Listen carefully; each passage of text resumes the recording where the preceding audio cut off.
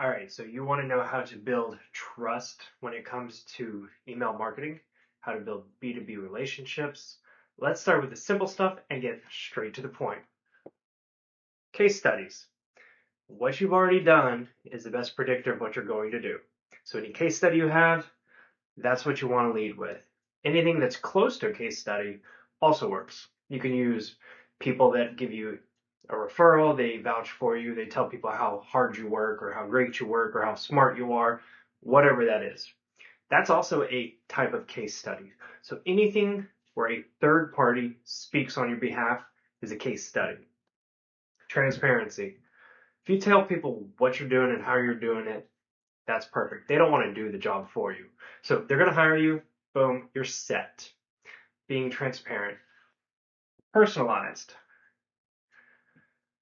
Okay, you don't have to just tell them some weird random fact that you know about them. Personalizing it is it's relatable content that matters to them. It's in the right segment. Like you don't tell somebody that's in California about the weather in New York unless it's relevant to them. Like personalizing is not putting all these weird details in an email about them. It's about making all the content relatable to that person specifically, or their interest, or that ideal customer profile. Industry info. I hate this one, but a lot of people like it, so I'm putting it here. Telling you what's going on is like telling you the weather over the Rocky Mountains and you live in England. Yeah, some people find it interesting and it works. But if it's relevant to you in a time sensitive manner, it's a great way to build trust. Now, all of these fall under the very last one of be consistent. If you want to build a relationship, you don't talk to them once, wait 6 months, talk to them again, and pretend that you have a relationship. Unless that is exactly what they have told you to do, most of the time you need to have something quarterly, maybe at the minimum. So if you're going to build trust in B2B relationships, you need to be valuable, which is what we start off with our case studies. Be valuable, be transparent on what you can do.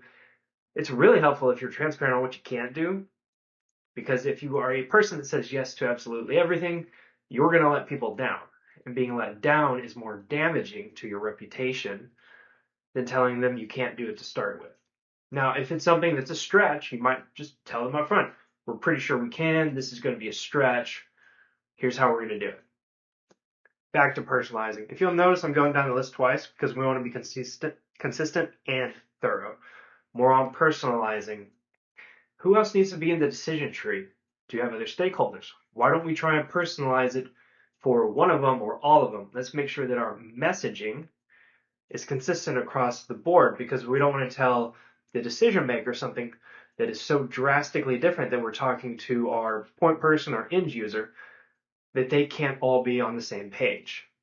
But you can still personalize it based on where they are in that decision or usage tree. I still dislike industry info, but you know what? It's useful. Some people like it. I think it's better as a lead magnet more than anything. But you know what? If they want it and it helps you build a relationship, it's not your decision on what they like. It's their decision on what they like. So keep that in mind as you're thinking through your emails.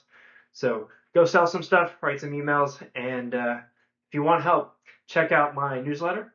It's somewhere in these comments way below, and enjoy.